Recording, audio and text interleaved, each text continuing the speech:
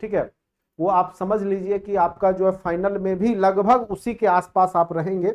इसीलिए आप लोग जो है टेस्ट को अच्छे से हैंडल कीजिए। टेस्ट हैंडल नहीं करेंगे अभी से तो फिर आदत गड़बड़ रहेगा, तो वहां भी वही सब होगा। ठीक है, तो कम से कम कोशिश कीजिए कि 1.5 घंटा में 1 घंटा 30 मिनट, क्योंकि आधा घंटा कलर करने के लिए हम छोड़ देते हैं, तो आप 1 घंटा 30 मिनट टाइम जरूर दीजिए टेस्ट पे, अच्छे से बनाइए।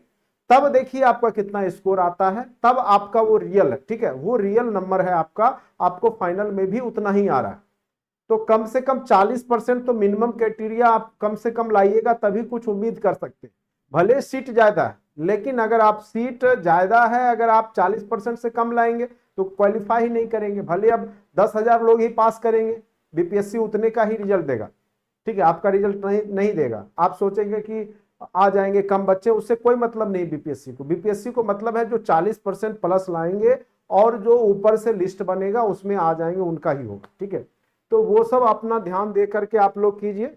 और एक आध क्वेश्चन का कहीं मिस्टेक से हो सकता है, गड़बड़ होगा, जब हम लोग सॉल्यूशन करेंगे तो उस समय उसको दूर कर दिया जाएगा, उसके लिए आप टेंशन नहीं ले। ठीक है, आज हम लोग का जो टॉपिक होगा वो आपका एनिशिएंट हिस्ट्री का अति महत्वपूर्ण सारे क्वेश्चंस होंगे। आप लोग अच्छे से समझने का प्रयास करें। ठीक है, बनेगा बनेगा, आप लोग बनाते नहीं, या तो क्लास आपने देखा नहीं होगा। ठीक है, क्लास अगर आप अच्छे से देखेंगे तो जरूर आपको समझ में आया होगा और जरूर बना होगा। ठीक है, ऐसा कोई क्वेश्चन नहीं था जो हमने आपको टफ दिया था, 1 to 5 लेवल के ही क्वेश्चन थे। बहुत लोगों ने बहुत अच्छा नंबर लाया, 78 मतलब 70 प्लस बहुत लोग का नंबर है। ठीक है, मैं आपको फाइनल रिजल्ट अभी थोड़ा देर में आपको भेज दूंगा, पूरा लिस्ट देख लीजिएगा किनका कितना नंबर है। वो आपका दर्पण है, इतना ही जानिए, फाइनल का थोड़ा बहुत का ही अंतर हो। ठीक है, आप देखिएगा, अगर आपने ईमानदारी से पूरा टाइम दिया तो 2 4 5 नंबर का ही आप वहां भी नंबर आगे पीछे करने वाले, नहीं तो मेहनत कीजिए। ठीक है, मेहनत करना होगा,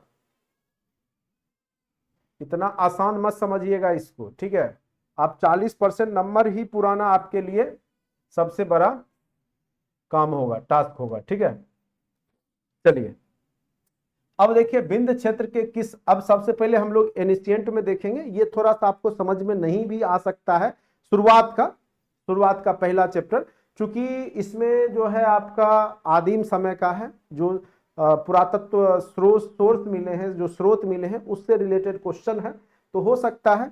ठीक है, लेकिन अगर आपने कंटेंट में जाकर के देखा होगा, पढ़ा होगा, तो आपको जरूर ये बनेगा।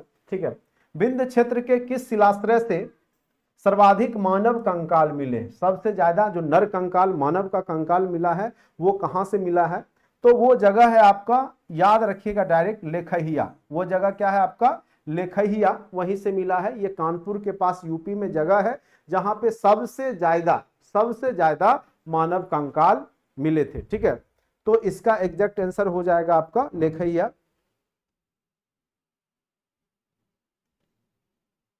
मैथ का सॉल्यूशन सारा जब हम लोग टॉपिक पढ़े थे तो सारा किया हुआ है। ठीक है, आपको बार बार सॉल्यूशन हम करवाएंगे, फिर मैं बोल रहा हूं कि आपका टेस्ट का सॉल्यूशन करवा देंगे, इसलिए घबराने की बात नहीं है। ठीक है, और सारा क्लास का पढ़ाया हुआ क्वेश्चन था, इसीलिए उसमें तो टेंशन लेने की बात ही नहीं है। नहीं बन रहा है तो कमी आप में है, रिवीजन कीजिए। चलिए, लेखैया जो है आपका यूपी कानपुर के आसपास का जगह है, और वहीं पे जो है आपका ये जगह मिला। ठीक है, और लेखहिया जगह है जहां पे सर्वाधिक मानव कंकाल मिले हैं, एकदम याद रखना है। एक ही कब्र से 3 मानव कंकाल कहां पर मिले हैं? एक ही कब्र से 3 मानव कंकाल कहां मिले हैं? चलिए, आप लोग को पता होगा तो बताइए। महदहा से, दमदमा से, लंगना लंगनाथ से। ठीक है,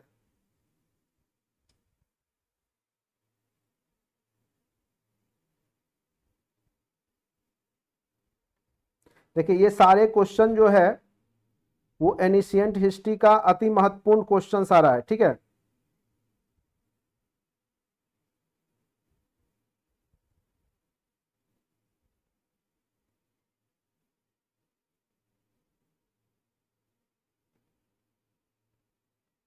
दूसरे का ए, दमदमा से कहां से मिला है बताइए? बिल्कुल सही है, दूसरे का ए होगा, दमदमा से ही मिला है। ठीक है, दमदमा से। ठीक है, दमदमा से मिला है, ये भी आपका यूपी में ही है, प्रतापगढ़ जिला, प्रतापगढ़ जिला यूपी में ही है, दमदमा से मिला है। ठीक है, तो प्रतापगढ़ जिला यूपी में है, दमदमा, वहीं पे आपको 3 जो है एक साथ मानव कंकाल मिले हैं। ठीक है, अब आते हैं हड्डी से निर्मित आभूषण भारत में मध्य पाषाण काल के संदर्भ में कहां प्राप्त हुए? मध्य पाषाण काल में हड्डी से निर्मित आभूषण यानी हड्डियों के ही आभूषण बनाए जाते थे, महदहा से, लखहिया से, चौपा मांडो से, सराय नाहराय से। ठीक है, तो ये आपका आंसर होगा महदहा से। कहां से मिला है? तो महदहा से हड्डी के आभूषण मिले हैं। हड्डी के आभूषण, ये भी आपका प्रतापगढ़ जिला यूपी में ही पड़ता है, प्रतापगढ़ जिला यूपी में, वहीं पे आपको ये मिला है। ठीक है, हड्डी से निर्मित आभूषण। अब आते हैं भीमबेटका, ये अति महत्वपूर्ण है, कई बार क्वेश्चन पूछे जा चुके हैं, एमपी में पड़ता है भीमबेटका।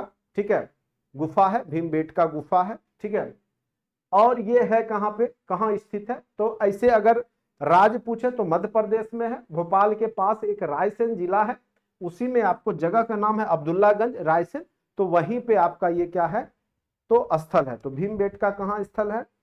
तो आप लोग समझ गए कहां पे है, तो अब्दुल्लागंज रायसेन। कहां पे है? तो अब्दुल्लागंज जगह का नाम है, रायसेन जिला में पड़ता है, एमपी में। ठीक है, तो इसलिए इसका एग्जैक्ट आंसर क्या हो जाएगा? सी हो जाएगा। ठीक,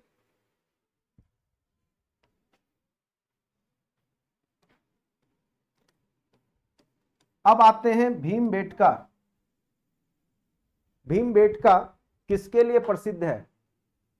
बताइए, भीमबेटका किसके लिए प्रसिद्ध है? तो भीमबेटका जो है खनिज के लिए तो होगा नहीं, चूंकि ये हम लोग पुरातत्व के बारे में जान रहे हैं, जो हमारे प्राचीन सोर्स हैं। ठीक है, तो ये गुफाओं के शैल चित्र के लिए जाने जाते हैं। इसमें गुफाओं में चित्रकारी किया हुआ मिला, भीमबेटका गुफा में, भीमबेटका गुफा में गुफाओं के लिए शैल चित्र, जो पत्थरों पे बनाया हुआ चित्र मिला। ठीक है, तो भीमबेटका इसीलिए प्रसिद्ध है, अति प्राचीनतम है, पाषाण काल का ही आपके जो गुफा है उस पे चित्र बने हुए मिले थे। तो भीमबेटका जो आपका मध्य प्रदेश में जगह है वो शैल चित्र, गुफा चित्र के लिए ही जाना जाता है। ठीक है, निम्नलिखित में से किस स्थान पर मानव के साथ कुत्ते को दफनाए जाने के साक्ष्य मिले हैं? देखिए, बहुत जो हड़प्पा सभ्यता हो या उससे भी पहले, तो पहले जब मालिक मरता था तो उसके जो भी जीव जंतु थे उसको भी साथ में दफना दिया जाता था, कुत्ता हो चाहे बिल्ली हो चाहे आपका क्या बोलते हैं, बहुत सारे जो भेड़ बकरी है वो सबको भी दफना दिया जाता था। तो निम्नलिखित में से किस स्थान पर मानव के साथ कुत्ते को दफनाए जाने के साक्ष्य मिले हैं? तो वह जगह था हड़प्पा कालीन जगह है, बुर्ज हो, वहीं पे यह मिला था। ये सब क्वेश्चन पूछा हुआ क्वेश्चन है और कई बार पूछ दिया है, तो इसलिए एक बार देखना जरूरी है। ठीक है, तो इसका आंसर हो जाएगा डी, बुर्ज होम। ठीक है, बुर्ज होम में आपका किस स्थान पे? तो बुर्ज होम में आपको मिला है। ठीक है, और हड़प्पा कालीन है ये। निम्नलिखित में से किस स्थान पे मानव के साथ कुत्ते दफनाए जाने के साक्ष्य मिले हैं? तो बुर्ज होम में। ठीक है, भारत में मानव का सर्वप्रथम साक्ष्य कहां पे मिला? ये अति महत्वपूर्ण है, ये अति महत्वपूर्ण क्वेश्चन है। मानव का जो साक्ष्य मिला है भारत में वो नर्मदा घाटी से मिला है, VVI का स्क्वायर इसको मानिए।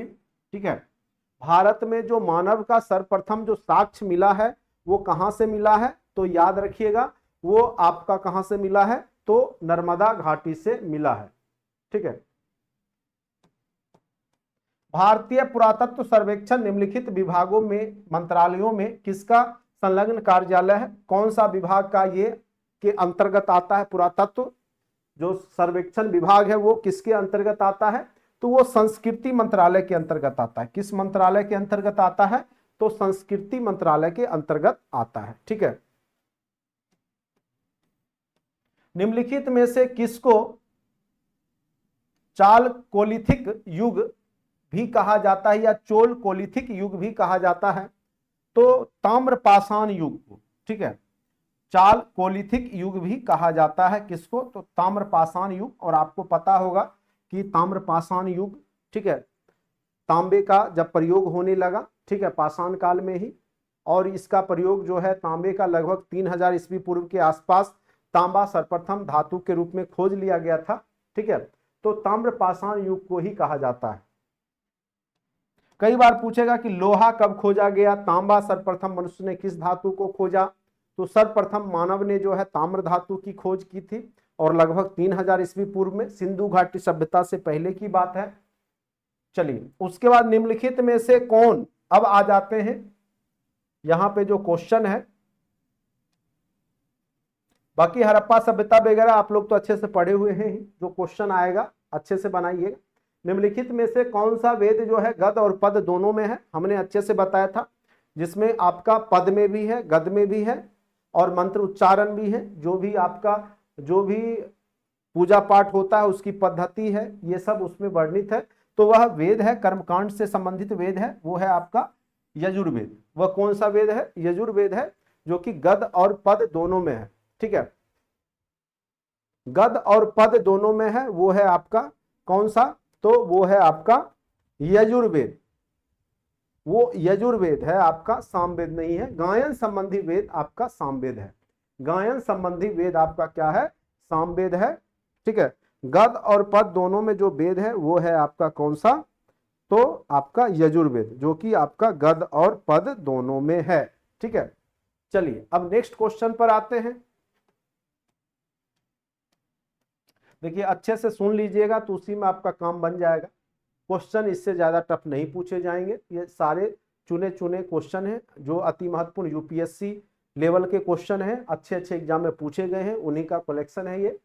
निम्नलिखित पशुओं में से किस एक का हड़प्पा संस्कृति में पाई गई मोहरों एवं टेराकोटा जो होता है कलाकृतियों में निरूपण नहीं हुआ है? ठीक है, तो वह टेराकोटा का ही मुहर बनाया जाता था। तो उस पे आप देखिएगा जो पढ़ाया था हमने, उसमें चित्र भी था, तो उसमें हाथी का भी था, गेंडा का भी है, बाघ का भी है, लेकिन वहां पे गाय का चित्र नहीं है। गाय की जगह क्या है? सांड का चित्र है, सांड का है, लेकिन गाय का कहीं पे भी चित्र नहीं है, तो निरूपण नहीं हुआ है। तो गाय का निरूपण उसमें नहीं किया गया। गेंडा भी है, हाथी भी है, बाघ भी है, लेकिन गाय का कहीं पे भी निरूपण नहीं है। गाय की जगह क्या है? सांड का है, सांड का, बैल का है, लेकिन गाय का कहीं पर भी चित्रण नहीं किया गया, क्योंकि उस समय लोग गाय को पालते ही नहीं थे। और जो सांड है वो भी एक पवित्र पशु के रूप में जाना जा रहा है, पशुपतिनाथ का वाहन के रूप में जाना जा रहा है, ना कि उसको लोग गाय को दूध के लिए, उत्पादन के लिए वहां पे पाला जा रहा था। ठीक है, तो ये लोग दुग्ध उत्पादन नहीं करते थे। आगे चल करके वैदिक सभ्यता के लोग जो है दुग्ध उत्पादन करना शुरुआत करते हैं, और उनमें जाकर के जो है वैदिक सभ्यता में गाय को पालतू पशु बनाया जाता है, और गाय पे बहुत ज्यादा युद्ध भी होते हैं। वो सब आपके वैदिक काल में होते हैं, लेकिन उससे पहले का जो काल है, हड़प्पा सभ्यता के लोग गाय को नहीं पालते थे। ठीक है,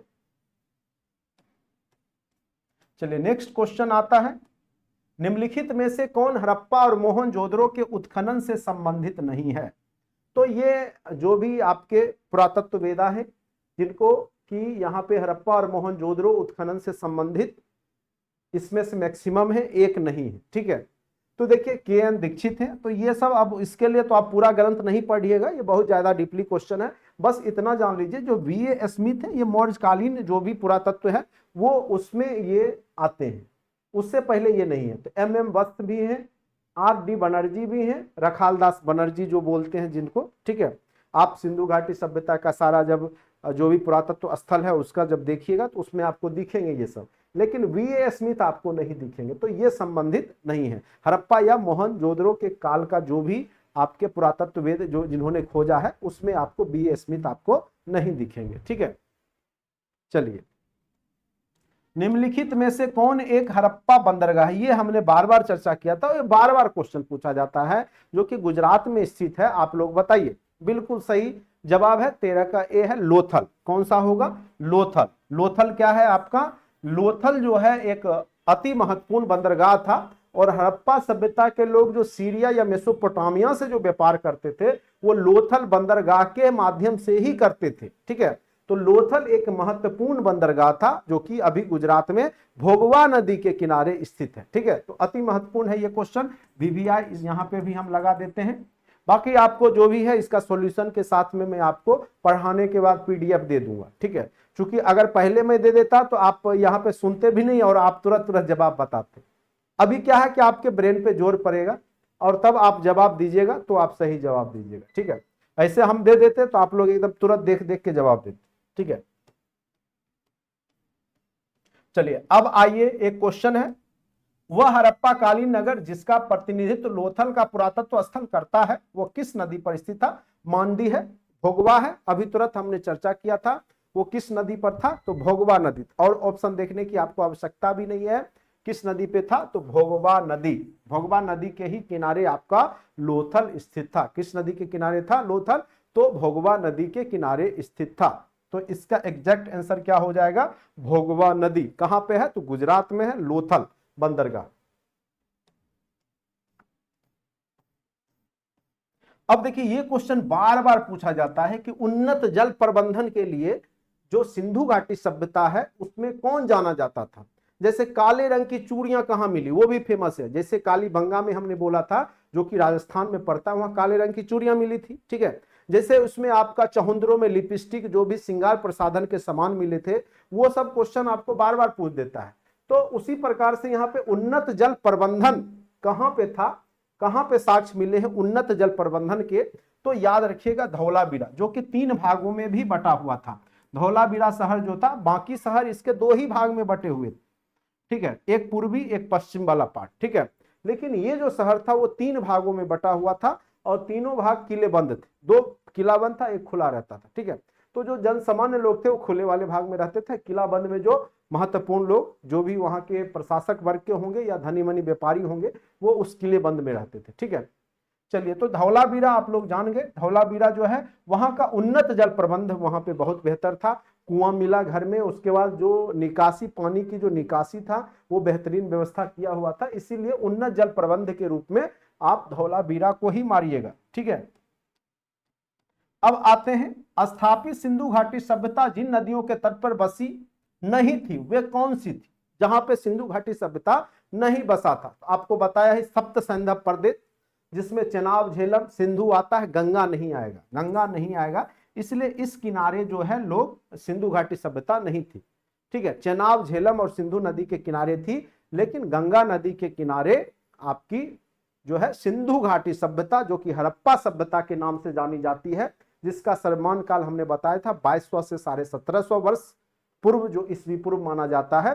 तो वहां पे जो है गंगा के आसपास की ये सभ्यता नहीं थी। तो चेनाब, झेलम और सिंधु होगा, ठीक है, इसमें गंगा नहीं होगा, वही पूछ रहा है, नहीं, ठीक है। तो क्वेश्चन सारे महत्वपूर्ण हैं, आप लोग अच्छे से समझने का प्रयास कीजिए। बाकी हमने आपको 1 बाय 1 करके पूरा चैप्टर पढ़ा रखा है अच्छे से। जो लोग अभी तक नहीं जुड़े हैं, केवल यूट्यूब पे ही मजा लिए हैं, तो उनसे मैं आग्रह करूंगा आप जरूर जुड़ जाइए। अब भी मौका है, अब भी आपके पास टाइम है और अब भी आप कर सकते हैं, ठीक है। कोई जरूरी नहीं है कि जो पूरा 2 महीना पढ़ा है वही करेगा। लास्ट के 30 दिन भी जो मेहनत करेगा वो भी आसानी से निकाल सकता है, ठीक है। चलिए, सिंधु घाटी सभ्यता गैर आर्य थी क्योंकि देखिए, आर्यों की एक जो सभ्यता थी वो ग्रामीण सभ्यता थी, वो बाद में आती है। आर्यों की सभ्यता 1500 ईस्वी पूर्व के आसपास आती है, 600 ईस्वी पूर्व तक रहती है, और वो ग्रामीण सभ्यता थी, वहां के लोग गांव में रहते थे, ठीक है। और सिंधु घाटी सभ्यता क्या थी? नगरीय सभ्यता थी, और ये लोग पक्के ईंट के मकान में रहते थे, पूरा जल प्रबंधन व्यवस्थित था।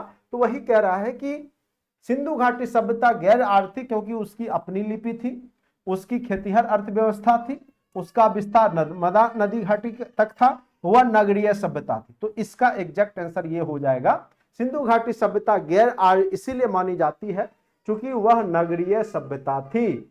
क्योंकि जो आर्यों की सभ्यता थी वो ग्रामीण सभ्यता थी, वो गांव में रहते थे, झुग्गी झोपड़ी का घर बना के रहते थे, पशुपालन करते थे, मेन व्यवसाय उनका पशुपालन था, झुग्गी झोपड़ी में रहना, ठीक है। तो वह नगरीय सभ्यता थी, यही इसको अलग करता है, सिंधु घाटी को अनार्य बनाता है, यानी गैर आर्य बनाता है, ठीक है। तो अति महत्वपूर्ण क्वेश्चन है, वह एक नगरीय सभ्यता थी, कौन? तो सिंधु घाटी सभ्यता। जबकि वैदिक सभ्यता क्या थी? आपकी ग्रामीण सभ्यता थी, ठीक है।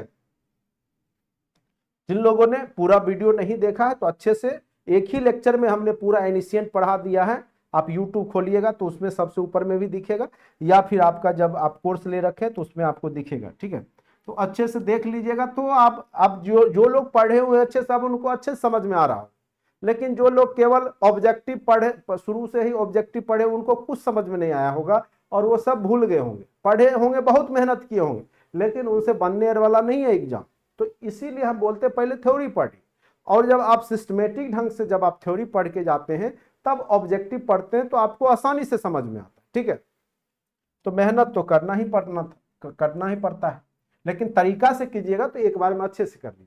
सत्यमेव जयते शब्द कहां से लिए गए हैं? एक उपनिषद है, मुंडकोपनिषद, वहां से सत्यमेव जयते, जो सत्य की हमेशा जीत होती है, वो मुंडकोपनिषद से लिए गए हैं। एक कंठोपनिषद है, उसमें यम और नचिकेता की कहानी है। कंठोपनिषद एक है, मुंडकोपनिषद। ठीक है, तो मुंडकोपनिषद से ही आपका सत्यमेव जयते लिया गया है। अगर पूछेगा यम और नचिकेता की कहानी कहां से लिया गया है, तो वो है कंठोपनिषद से। ठीक है, ये भी क्वेश्चन कई बार पूछा हुआ। यम और नचिकेता की कहानी आप लोग पढ़े भी होंगे। ठीक है, जिसमें उसको मृत्यु दान दे देता है, यम को ही दान दे देता है उसका पिताजी। ठीक है, चलिए अब आते, पूर्व वैदिक आर्यों का धर्म मुख्यतः था। देखिए, ऋग वैदिक काल दो भागों में हमने बताया था आपको, ऋग वैदिक काल को दो भागों में बताया था। एक आपको हमने बताया था आपको 1500 से 1000 ईस्वी पूर्व,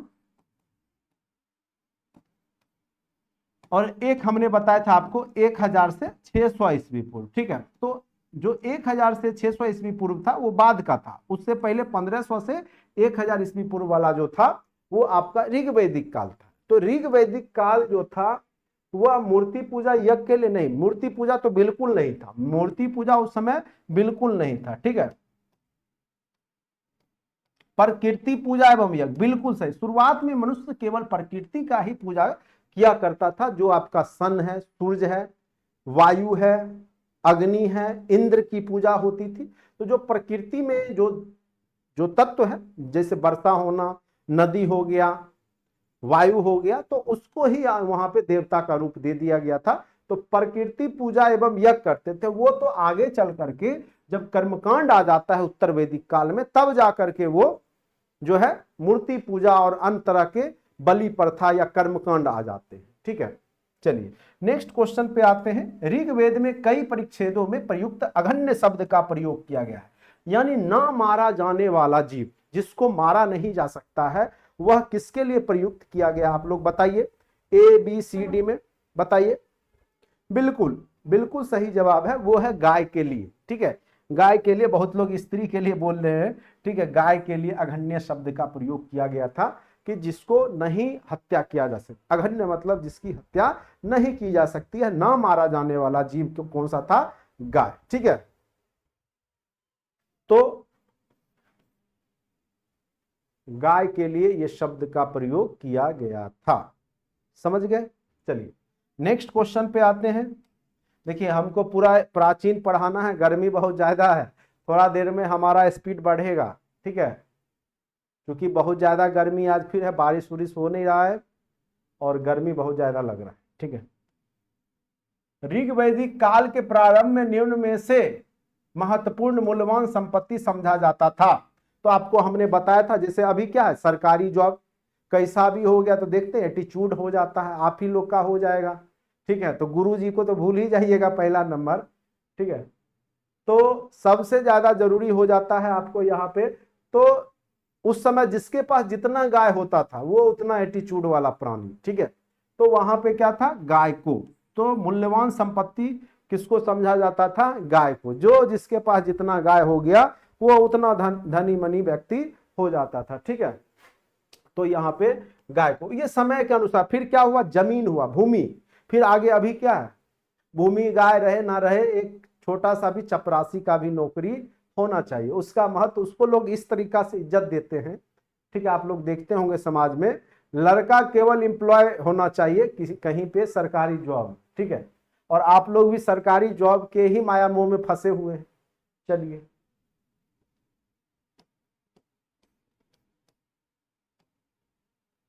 सर्ग प्रतिसर्ग वंश मनवतर और वंशानुचरित संकेतक हैं। तो ये संकेतक जो है पुराणों के हैं। सर्ग प्रतिसर्ग वंश मनवतर वंशानुचरित जो शब्द हैं वो पुराणों के हैं। ठीक है, निम्नलिखित अभिलेखों में से कौन सा ईरान से भारत में आर्यों के आने की सूचना देता है? तो हमने आपको पढ़ाया था वैदिक सभ्यता में, आप देखिएगा उसमें हमने बोगजोकोई अभिलेख की चर्चा किया था, जो कि मध्य एशिया में पड़ता है, इराक ईरान के आसपास। और उसमें जो देवी देवताओं की चर्चा की गई थी, वही देवी देवताओं की चर्चा ऋग्वेद में भी किया गया है। इसका मतलब है कि जो आज लोग थे वो मध्य एशिया से ही आए, ईरान से ही भारत पहुंचे थे। तो वो था आपका बोगजोकोई अभिलेख। अति महत्वपूर्ण क्वेश्चन है, इसको हम वीवीआई रखेंगे। ये क्वेश्चन कभी ना कभी बीपीएससी पूछ ही देगा, ठीक है। बीपीएससी के अगर क्वेश्चन को अगर आप प्रीवियस ईयर को देखेंगे तो आपको एक अनुभव क्रिएट होगा कि बीपीएससी किस तरह से क्वेश्चन पूछता है, ठीक है।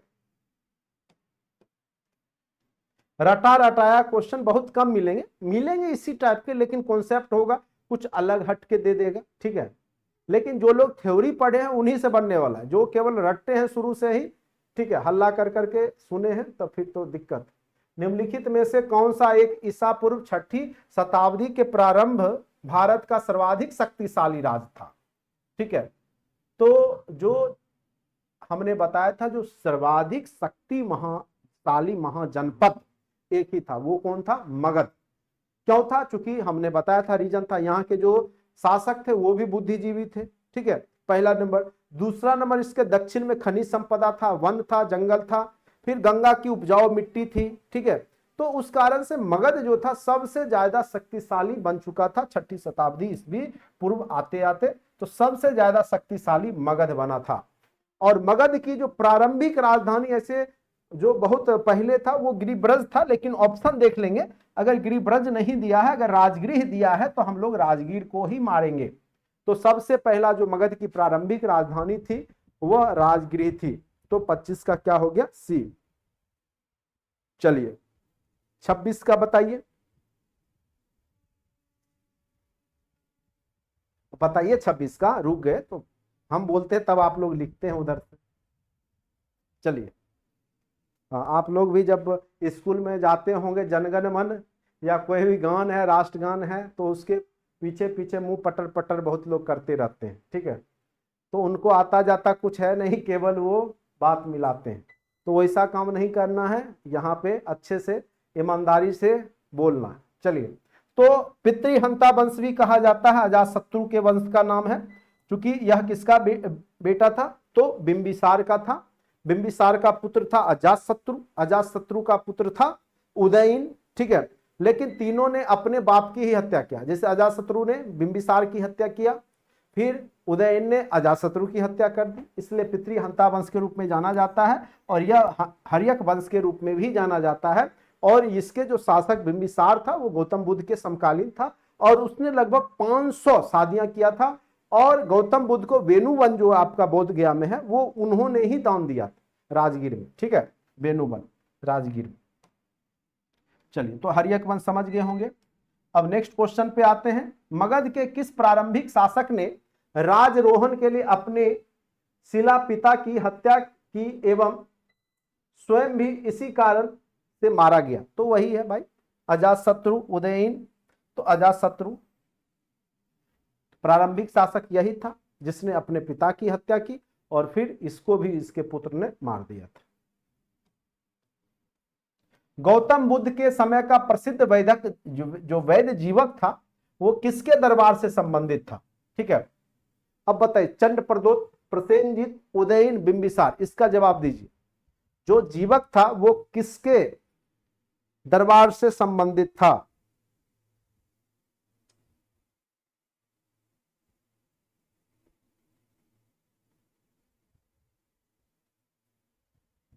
बिल्कुल सही है, बिंबिसार के ही दरबार में रहता था जीवक, जो कि एक बहुत बड़ा चिकित्सक था, ठीक है, जीवक। तो ये याद रखिएगा, बिंबिसार। उज्जैन का प्राचीन काल में क्या नाम था? तो उज्जैन जो मध्य प्रदेश में है उसका अवंतिका महाजनपद, अवंतिका उज्जैन, ठीक है, अवंतिका क्या नाम था? उज्जैन का प्राचीन नाम क्या था? तो अवंतिका नाम था, ठीक है। क्या नाम था? तो अवंतिका नाम था, ठीक है। नेक्स्ट क्वेश्चन पे आते हैं। ये तो बहुत बार हमने चर्चा किया है, ये आपको पता ही होगा। विश्व का पहला गणतंत्र वैशाली में किसके द्वारा स्थापित किया गया था? वैशाली, वैशाली गणराज्य था।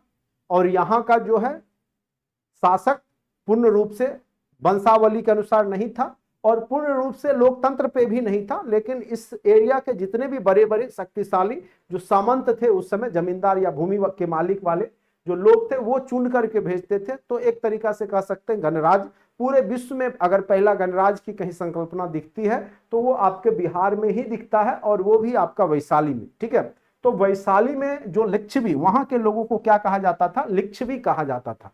तो ये अति महत्वपूर्ण क्वेश्चन है। विश्व का पहला गणतंत्र वैशाली में किसके द्वारा स्थापित किया गया था?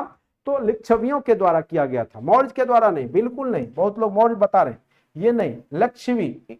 जो वैशाली के जो लोग थे उनको लिच्छवी कहा जाता था। अति महत्वपूर्ण है ये क्वेश्चन, अति महत्वपूर्ण है।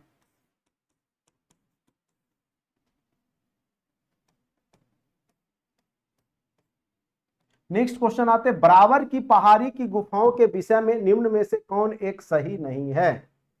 तीन गुफाओं की दीवार पर अशोक के अभिलेख उत्कीर्ण है, बिल्कुल सही है। ये अभिलेख इन गुफाओं को आजीविकाओं को समर्पित होने का उल्लेख करता है, बिल्कुल सही है। ये अभिलेख ईसा पूर्व 6ठी शताब्दी के हैं, ये भी सही है। कुल 4 गुफाएं हैं, तो ये अभिलेख इन गुफाओं को आजीवक, 3 गुफाओं की दीवार पे अशोक के अभिलेख। अब बताइए जो कि आपका कौन सा है?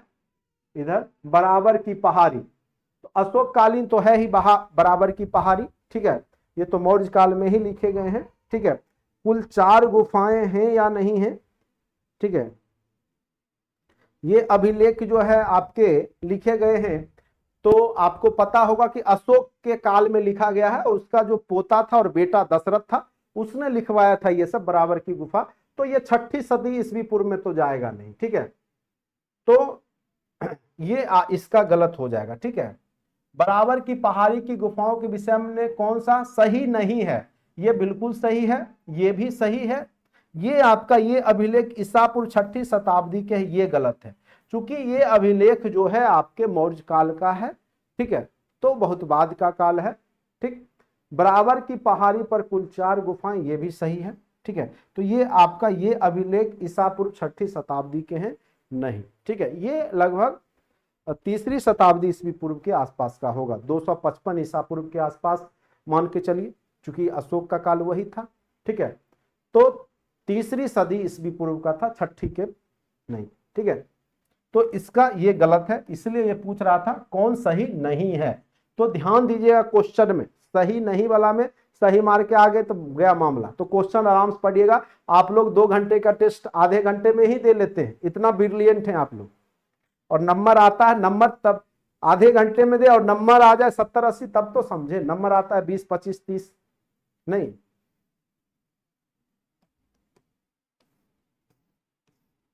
अभी रिजल्ट जारी करेंगे तब देख लीजिएगा, सबका नंबर दिखेगा ना, और उससे आप पता कर सकते हैं। हम अभी कट ऑफ निर्धारित कर देंगे आपका कि फाइनल रिजल्ट पे आप कितना नंबर लाइएगा, सेलेक्ट हो जाइए। आपका जब टेस्ट अगर आप लोग सही से दिए होंगे, उससे निर्धारित हो जाएगा कि पूरे बिहार में, चूंकि हमारे पास पूरे बिहार के लोग जुड़े, लगभग जो भी लोग टेस्ट दिए होंगे, ठीक है, तो 150, 200 या जो भी लोग टेस्ट दिए हैं, 200 में भी एवरेज औसतन निकल जाएगा कि कितना कट ऑफ जाएगा। ठीक है, जैसे चुनाव से पहले होता है ना, नहीं पता चल जाता है कौन जीतने वाला है, कौन हारने वाला है। 6ठी शताब्दी ईस्वी पूर्व मत्स्य महाजनपद, हमने आपको बताया था, जो विराटनगर जिसकी राजधानी थी, मत्स्य महाजनपद ये राजस्थान में था, जयपुर के आसपास। तो ये राजस्थान में कहां पे था? मत्स्य महाजनपद, तो आपका राजस्थान में। ये सब क्वेश्चन हमने बहुत ही अच्छे से आपको पढ़ाया है।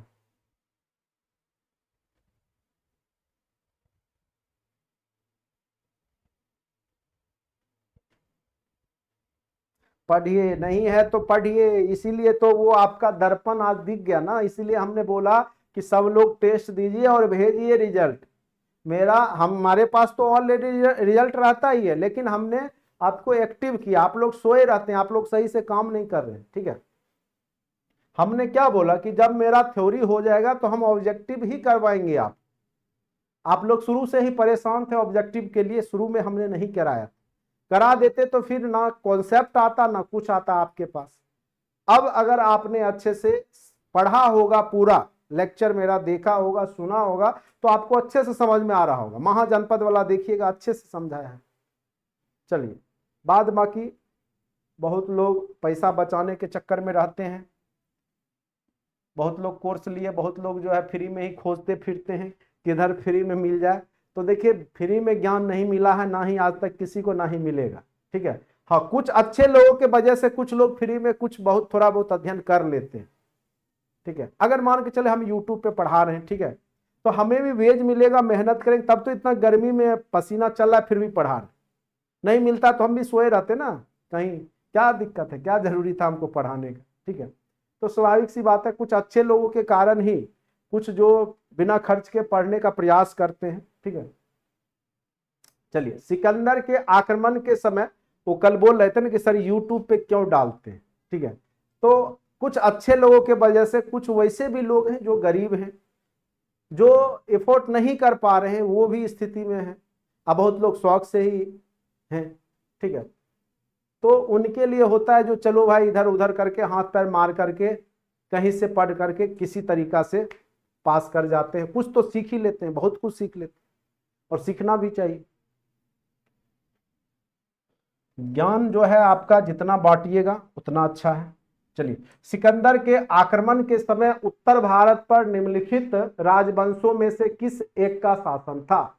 जब सिकंदर आया था, कहां से आया था? मैसिडोनिया से, मकदूनिया का क्षत्रप का जो पुत्र था। ठीक है, तो मात्र 19 साल की ही अवस्था में घर से बाहर निकल जाता। उसके गुरु अरस्तु थे, जिसके बारे में हमने आपको अच्छे से बता रखा है। ठीक है, तो उस समय यहाँ पे किस वंश का शासन था? तो नंद वंश का था, और घनानंद यहाँ पे शासन कर रहा था। मगध पे कौन शासन कर रहा था? नंद वंश का अंतिम शासक घनानंद, जिसको आगे चल करके जो है चंद्रगुप्त मौर्य गद्दी से अपदस्थ करता है, उसकी हत्या करता है, फिर गद्दी को पाता है, और चाणक्य इसमें मदद किए थे। ठीक है, चलिए, भारत में सिकंदर की सफलता निम्न कारणों से थी। क्यों सिकंदर सफल हो गया? क्या उसकी फौज बेहतर थी? उसे देशद्रोही शासकों से सहायता मिली? ऐसा कुछ भी नहीं था। वह एक अच्छा प्रशासक था? यह भी नहीं था। उस समय भारत में कोई केंद्रीय सत्ता नहीं थी, और कहा जाता है राजा पुरु से यह हार गया था। भारतीय इतिहासकार यहां तक बोले हैं कि ये राजा पोरस जो था, पोरस ने इसको हरा दिया था। नहीं तो जो आदमी 99 रन मार चुका है वो सेंचुरी के लिए थोड़े लौट के जाएगा, वो 100 रन मार के ही जाएगा। ये विश्व विजेता बनने आया था, ये बन के ही लौटता, अगर जब तक कि वहां पे कुछ ना कुछ इसके साथ नहीं हुआ हो तब। ठीक है, तो चूंकि यूरोपीय इतिहास अपने इतिहास को हर हमेशा, जो इतिहासकार है वहां के, ग्रीक के, यूनान के, यूरोप के, वो हर हमेशा अपने आप को महान बताने का प्रयास किए और दूसरे को नीचा दिखाने का प्रयास किए। लेकिन भारतीय इतिहासकार ने इसका विरोध किया कि सिकंदर यहां आके हार जाता है राजा पोरस से। अब जो भी कहानी हो, क्योंकि हम लोग यूरोपीय इतिहास को ही मानते हैं, पढ़ते हैं, इसीलिए। नहीं तो भारतीय इतिहास को पढ़ेंगे तो न्यूटन से बहुत पहले ब्रह्मगुप्त ने, ठीक है, ग्रेविटेशन फोर्स का खोज कर दिया था। लेकिन हम लोग क्या बोलते हैं? न्यूटन ने खोज किया, और वो 14वीं 15वीं सदी के आसपास का था, 15वीं 16वीं सदी में। चलिए, निम्नलिखित में से कौन सिकंदर के साथ भारत में नहीं आया? तो ओनेसिक्रिटस, डायमेकस। देखिए, डायमेकस आया था बिंदुसार के समय, तो ये तो बिल्कुल नहीं होगा, तो यही हो गया आंसर कि कौन नहीं आया था। अरिस्टोबुलस भी आया था। नियारकस तो उसका जल सेना अध्यक्ष ही था, ठीक है, जल सेनापति ही था नियारकस। ठीक, तो इसका डायमेकस होगा, डायमेकस बिंदुसार, डायमेकस, ठीक है, बिंदुसार के समय में था ये। ठीक है, तो ये आपका सिकंदर के समकालीन नहीं है। ठीक है, चलिए, देखिए कुछ क्वेश्चन आप जो है ऑप्शन पे ही बना सकते हैं इतिहास में खास करके। अब देखिए, प्राचीन नगर तक्षशिला निम्नलिखित में से किसके बीच स्थित था? अब बात आ जाइए, तक्षशिला अब आपके इंडिया में नहीं है, अब वो कहां पे है? तक्षशिला। और तक्षशिला विश्व का सबसे प्राचीनतम, कह सकते हैं कि उस समय भारत का सबसे प्राचीनतम विश्वविद्यालय भी यही था, और कहा जाता है चाणक्य यहाँ पे प्रोफेसर थे, और चंद्रगुप्त मौर्य ने भी यहीं से शिक्षा अध्ययन किया था। ठीक है, तो ये जो था वो सिंधु और झेलम नदी के बीच में था। तक्षशिला विश्वविद्यालय भी हुआ करता था। तो तक्षशिला, सिंधु और झेलम अभी पाकिस्तान में है। ठीक है, पाकिस्तान में है, आपका प्यारा मुल्क, बगल का पड़ोसी। ठीक है,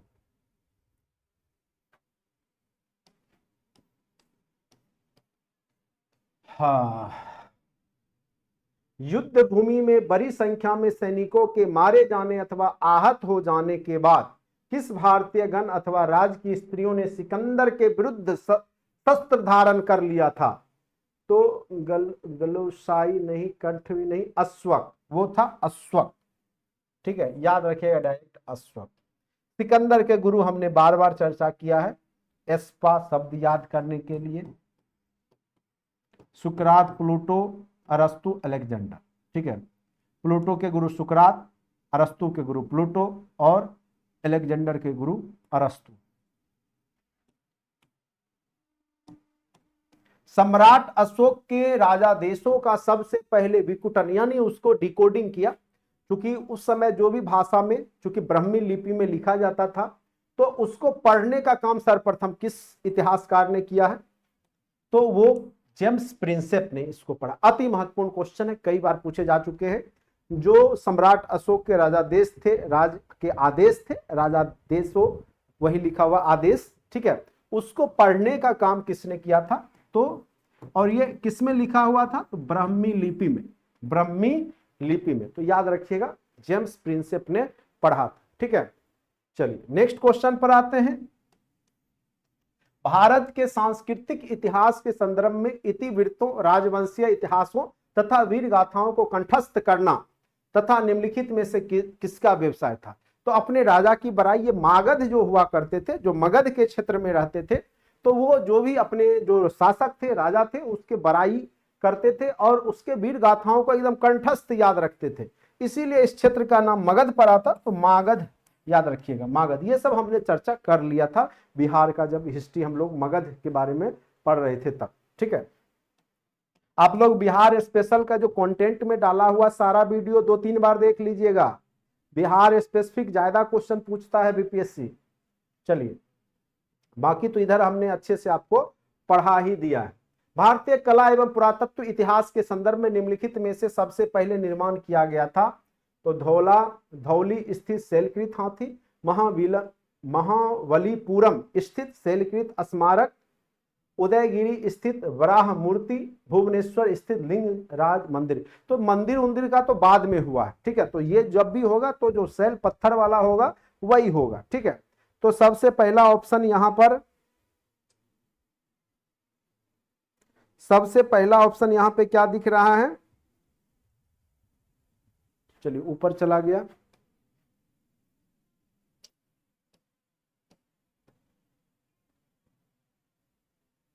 तो धौली स्थित जो शैलकृत पत्थर का जो हाथी है वो सबसे इसमें प्राचीनतम है। ठीक है, वही पूछ रहा है क्वेश्चन। चलिए नेक्स्ट क्वेश्चन पे आते हैं। कलिंग युद्ध का विवरण हमें ज्ञात होता है? तो ये तो 13वें शिलालेख से ज्ञात होता है। कलिंग युद्ध 261 ईस्वी पूर्व के आसपास कलिंग में युद्ध हुआ था और अशोक, वहीं से उनका हृदय परिवर्तन होता है सम्राट अशोक का। तो 13वां शिलालेख याद रखिएगा। ठीक है, अशोक के निम्नलिखित अभिलेखों में से किसमें दक्षिण भारतीय राज्यों का उल्लेख हुआ है? तो वह अभिलेख था द्वितीय मुख्य शिलालेख में जो है दक्षिण भारत के जो राज्य थे उसका उल्लेख किया गया है। इंडिका का मुख्य अभिलेख जो इंडिका है वो लेखक कौन है? तो ये तो आपको अच्छे से पता होगा, मेगास्थनीज ने इंडिका लिखा था। अति महत्वपूर्ण है, इसका मूल कॉपी नहीं मिला है, इसका सेकेंडरी कॉपी है, कहीं सारांश मिला है। ठीक है, इसका जो मूल कॉपी इंडिका है वो नहीं मिला है। ठीक है, किसी बुक और बुक में इसकी चर्चा है, इस बुक के बारे में, वहां से मिलता है। मौर्य काल में टैक्स को छुपाने, चोरी के लिए इनमें से क्या दंड दिया जाता था? समानों की, कुर्की, कारावास, उपयुक्त में से कोई नहीं, मृत्युदंड। तो अगर आप मौर्य काल में टैक्स छुपाते तो मृत्युदंड आपको दे दिया जाता। ठीक है, तो मृत्युदंड की सजा, चूंकि टैक्स के मामले में नियम बहुत टाइट था, चूंकि निर्धारण करने का काम कौन करता था? तो चाणक्य करते थे। ठीक है, क्योंकि उनको पता था कि बिना धन के कोई राज्य नहीं बन सकता। निम्नलिखित में से राज के सप्तांग सिद्धांत, 7 अंग, राजा के जो 7 अंग, और इसकी चर्चा अर्थशास्त्र में जो की गई है, तो उसमें 7वां अंग मित्र था, जो राजा का मित्र माना गया है, 7वां अंग। ठीक है, तो मित्र, कान जो होता है उसको मित्र की संज्ञा दी गई है सप्तांग सिद्धांत में। ये सब जो भुजा है, बाँ है, उसको दुर्ग की संज्ञा दी गई है। तो 7 अंगों से राजा को डिनोट किया गया है। ठीक है, कि जो राजा की जो शक्ति होती है वो 7 अंग होते हैं। तो जो कान होता है वो मित्र की बात, मतलब मित्र की तरह भूमिका निभाता है। ठीक है, चलिए, मुख जो है, मुख का कोष, जो इनकम है, उसको मुख की संज्ञा दी गई है। चलिए, मौर्य काल में स्त्रियों की स्थिति के संदर्भ में निम्न में से कौन सा कथन असत्य है? सत्य नहीं पूछ रहा है, असत्य। स्त्रियों को संपत्ति का अधिकार प्राप्त था, बिल्कुल था। स्त्रियों को पुनर्विवाह की अनुमति थी, ऐसा बात उसने, चाणक्य ने लिखा है। और उस समय जो दास प्रथा था उसकी भी चर्चा किया है। और उसमें उन्होंने जो अन्य जाति है, जो ब्राह्मण, क्षत्रिय, वैश्य, शूद्र, तो शूद्रों को भी उसमें व्यवसाय करने का अधिकार दिया गया है। तो नियोग प्रथा क्या होता है, जब पति की मृत्यु हो जाए तो उसके जो भाई है उसके परिवार में ही रह जाना, किसी से शादी कर लेना, तो ये सब प्रचलित था, बिल्कुल था। वेश्यावृत्ति का प्रचलन नहीं था, ऐसी बात नहीं है, वेश्यावृत्ति का प्रचलन था, वेश्यावृत्ति का प्रचलन था। ठीक है, तो इसीलिए ये कथन आपका असत्य है, वेश्यावृत्ति का प्रचलन था। ठीक है, निम्नलिखित में से निशासक शासकों की उपाधि देव नाम प्रिय, तो यही था। आंख, मतलब आंख का अंधा, नाम नयनसु, देखने में कुरूप था अशोक, लेकिन नाम क्या था? देव प्रिय, प्रियदर्शी। ठीक है, देव प्रिय, प्रियदर्शी, ये सब नाम इसी का था। किसका? अशोक का। लेकिन देखने में कुरूप था, उसको बचपन से ही चर्म रोग हो रखा था, जो अशोक को। ठीक है, इसकी कहानी आप पढ़ेंगे तो बहुत मजेदार है। ठीक है, और इसी कारण इससे कोई प्यार नहीं करता है। बिंबी, जो इसका पुत्र था, ये पिता था बिंदुसार, वो भी इसको लाइक नहीं करता था। इसने जबरदस्ती गद्दी को हथियाया। चलिए, निम्नलिखित में से कौन सुमिलित नहीं है? निट्टू तो आपको पता है, बादमकी तो छोड़िए, सासाराम वाला आपको पता है, वो बिहार में है, बंगाल में तो है नहीं। तो ये आपका सम्मिलित नहीं है। बादमकी गुजरात, दतिया मध्य प्रदेश में है, निट्टूर मैसूर कर्नाटक में है, मास्की रायचूर कर्नाटक में है, लेकिन सासाराम बंगाल में नहीं है बल्कि बिहार में है, सासाराम। ठीक है,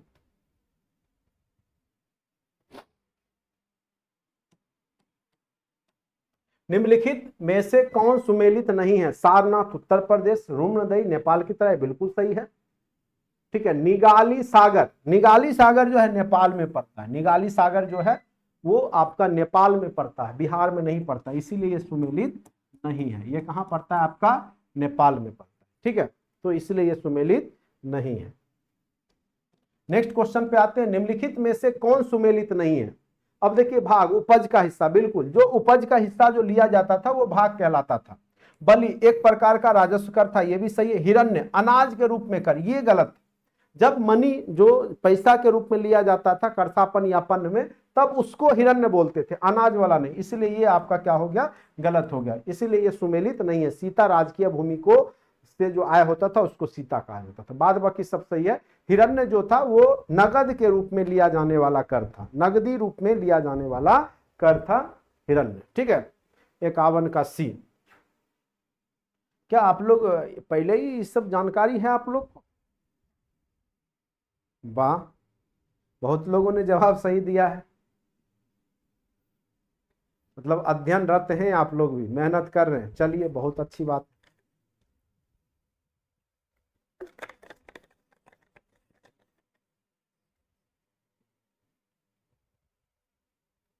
क्या हुआ, परेशान हो गए क्या?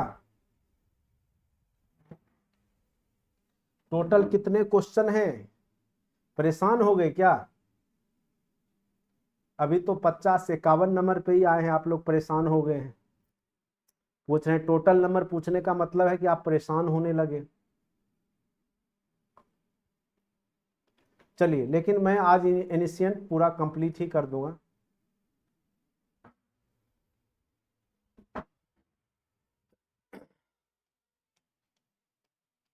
जब राजा दरबार में बैठा हो तो उस प्रजा को बाहर से प्रतीक्षा करवानी नहीं चाहिए।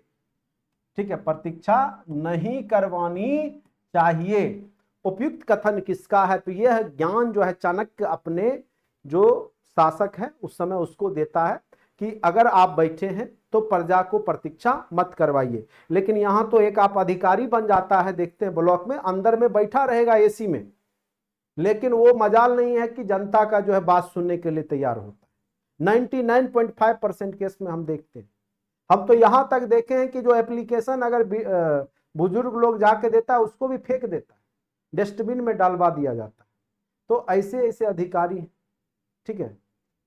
और एक बार जब जॉब हो जाता है तो एटीट्यूड दुनिया भर का हो जाता है कि अब अधिकारी हो गए। और यहाँ जो चाणक्य है वो बोलता है राजा को कि अगर आप बैठे हैं तो आप मिलिए, ठीक है। लेकिन यहां तो अलग बात है। तो इससे अच्छा तो अभी से अच्छा तो राजतंत्र ही था ना। चलिए, चाणक्य, यह बात चाणक्य अपने राजा को बोलता था। प्रजा के सुख में राजा का सुख निहित है और प्रजा के हित में उसका हित है। यह कथन देखिए, चाणक्य कितना बड़ा कथन राजा को, और राजा को समझाते रहता था क्योंकि गलत राह पे नहीं चले। चूंकि राजा होने के बाद तो उसमें निरंकुशता आ सकती थी, इसलिए राजा को वो हर हमेशा ज्ञान देते रहता। ठीक है, मौर्य काल का है क्वेश्चन चाणक्य। लेकिन आजकल तो है एकदम जिद बांधे हुआ, एकदम जनता कहीं जाए लेकिन जो मन होगा वही करे आज की सरकार। चलिए, शक संवत पर आधारित राष्ट्रीय पंचांग कैलेंडर जो गार्गेरियन कैलेंडर पे आधारित है, 365 दिनों का जो सामान्य वर्ष होता है, तो उसमें जो होता है आपका हिंदी कैलेंडर में जो स्टार्ट होता है वो आपका 21 मार्च या 22 मार्च। ठीक है, तो अभी जो आपका कैलेंडर है वो क्या है? आपका गार्गेरियन कैलेंडर है। लेकिन अगर आप हिंदी कैलेंडर की शुरुआत करें तो वो आपको 21 मार्च या 22 मार्च को ही शुरुआत होता है। तो वही क्वेश्चन पूछ रहा है, निम्नलिखित में से कौन सा एक अन्य तीनों के समसामयिक नहीं है? गौतम बुद्ध, प्रसेनजीत, बिंबिसार, ये तीनों एक समय के ही, छठी सदी ईस्वी पूर्व।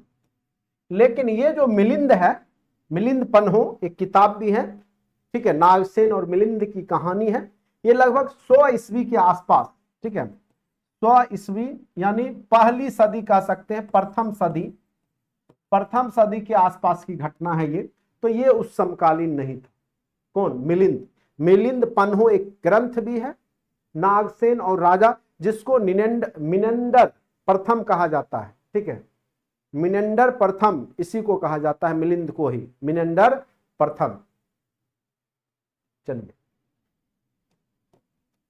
निम्नलिखित में से किसने भारत में स्वर्ण सिक्कों का प्रचलन नियमित उपयोग के लिए किया था? तो कुषाण वंश ने सबसे ज्यादा जो है सोने का सिक्के का प्रचलन किया था। उसमें भी अगर शासक का नाम पूछ दे तो याद रखिएगा विम कडफिसस। कौन था शासक? तो विम कडफिसस था, याद रखिएगा। कुजुल कडफिसस, विम कडफिसस कनिष्क के ही हैं, कनिष्क के ही ऊपर वाले हैं। ठीक है, तो सर्वाधिक सोने के सिक्के विम कडफिसस जो आपका कुषाण वंश का संस्थापक है उसी ने यहां पे जारी किया था। चलिए, उम्मीद करते हैं कि यहां तक समझ में आ गया होगा आप लोग को। बीना बेगार के किसने सुदर्शन झील का जीर्णोद्धार कराया था? तो बीना बेगार का जो है बिंदुसार, अशोक, रुद्रदामन प्रथम, चंद्रगुप्त मौर्य। बताइए, ये क्वेश्चन का आप लोग जवाब दीजिए। 57 का 57 लिख करके जवाब दीजिए, तब समझेंगे कि आप लोग एकदम पूरा मेहनत करके आए हुए हैं। बिल्कुल सही जवाब है, ठीक है, बिल्कुल सही जवाब है। रुद्रदामन प्रथम ने ही आपका सुदर्शन झील का जीर्णोद्धार मतलब उसको फिर से ठीक ठाक करवाया। कनिष्क के सारनाथ बुद्ध प्रतिमा अभिलेख की तिथि क्या है? तो कनिष्क प्रथम सदी ईस्वी के आसपास है, तो उसका जो है 81 ईस्वी सन। कनिष्क का जो सारनाथ बुद्ध प्रतिमा अभिलेख की तिथि क्या है? तो 81 ईस्वी सन है। कनिष्क का। 78 ईस्वी सन में तो शक संवत का स्टार्ट हुआ था, इसका 81 ईस्वी सन ही होगा। ठीक है, आप लोग ऐसे इसको नेट पर देख लीजिएगा एक बार।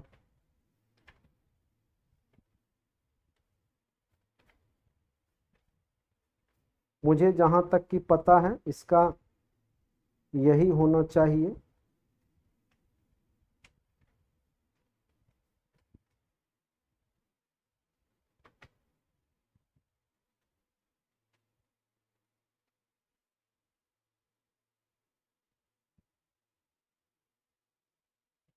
इक्यासी ईस्वी सन ही है। ठीक है, ठीक है। अब पूरा अगर आप देखिएगा पूरे भारतीय, अभी जो आप शादी विवाह जाते हैं तो वो कौन सा ड्रेस पहनते, शेरवानी। तो पूरा प्राचीन इतिहास में आप देखिएगा सबसे पहला व्यक्ति जो शेरवानी पहनता था वो कनिष्क था। ठीक है, याद रखिए, क्वेश्चन पूछेगा नहीं लेकिन जान लीजिए। किस अभिलेख में रुद्रदामन प्रथम की विभिन्न उपलब्धियां वर्णित हैं? तो भीतरी अभिलेख, नासिक अभिलेख, जूनागढ़ अभिलेख, बताइए सांची, कहां पर? हाँ, रुद्रदामन प्रथम, बताइए। रुद्रदामन प्रथम जो था जूनागढ़ अभिलेख, जूनागढ़ अभिलेख। चलिए, शुंग वंश, मौर्य वंश के बाद कौन सा वंश आता है? शुंग वंश के बाद किस वंश ने भारत पे राज किया? तो उस वंश का नाम था कण्व वंश। उस वंश का क्या नाम था? कण्व वंश। ये सब ऐसे ही रट्टा मार के जाइए। निम्नलिखित कथनों में से कौन सा एक कथन सत्य नहीं है? पतंजलि पुष्यमित्र यज्ञ के पुरोहित थे, बिल्कुल थे। वान भट्ट ने पुष्यमित्र शुंग को आज कहा, बिल्कुल गलत। भरहुत स्तूप बनाने का श्रेय पुष्यमित्र शुंग को दिया जाता है, बिल्कुल सही। पुष्यमित्र शुंग ने 2 अश्वमेध यज्ञ करवाए, बिल्कुल सही। तो ये आपका सत्य नहीं है, वान भट्ट ने पुष्यमित्र शुंग को आज नहीं कहा है। प्राचीन काल में भारत पर आक्रमणों के संबंध में निम्नलिखित में से कौन सा एक सही कालक्रम है? यूनानी, कुषाण, शक। ठीक है, तो यूनानी, शक, कुषाण। ठीक है, तो यही होगा सही। यूनानी आए, फिर शक आए, फिर कुषाण आए। आप लोग बताइए क्या होगा? बिल्कुल कितना? ए नहीं, ए तो बिल्कुल नहीं होगा, बिल्कुल गलत। यूनानी, शक और कुषाण ये होगा। यूनानी, शक और कुषाण। ठीक है, यूनानी आए, फिर शक आए, फिर आपका कुषाण आए। ठीक है,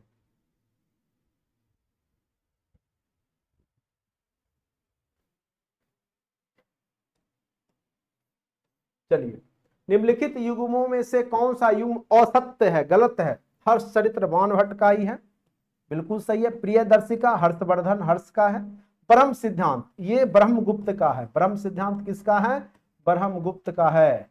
यानी भारत का कहिए प्राचीनतम न्यूटन कहिए, इसी ने आपका बता दिया था कि पृथ्वी किसी वस्तु को अपनी ओर खींचती है। ठीक है, बहुत बाद जाकर के न्यूटन ने बताया। लेकिन चलिए, भारतीय पुरातन जो इतिहास को लोग इतिहासकार मानता ही नहीं है, तो इसीलिए यहाँ पे ब्रह्म सिद्धांत जो है ब्रह्मगुप्त ने दिया था। मेघदूतम, रघुवंशम ये सब आपका कालिदास का ही है। मालविकाग्निमित्रम। चलिए, परमाणुवाद ये पूछा हुआ है, तो वैशेषिक दर्शन, वैशेषिक। अब देखिए, परमाणु के भी चर्चा जो है आपके गुप्त काल में ही हो चुका था। तो परमाणुवाद किस दर्शन का मूल सिद्धांत है? तो वैशेषिक दर्शन। ठीक है, जो परमाणु। चलिए, हो गया आपका, कंप्लीट हो गया। अब आगे आपका कौन सा? कुतुबुद्दीन ऐबक मध्यकालीन, प्राचीन, कंप्लीट हो गया मेरे तरफ से। बाद बाकी आप लोग लूसेंट तो पढ़े ही होंगे, बनाए ही होंगे। ठीक है, तो अब आप लोग को घबराने की बात नहीं है, आपका जो है कंप्लीट हो गया। अब मैं आप लोग को एक पीडीएफ भेज देता हूं, यही आपका। ठीक है, एनिशियंट और मध्यकालीन का तो आप फिर देख लीजिएगा। ठीक है, चलिए।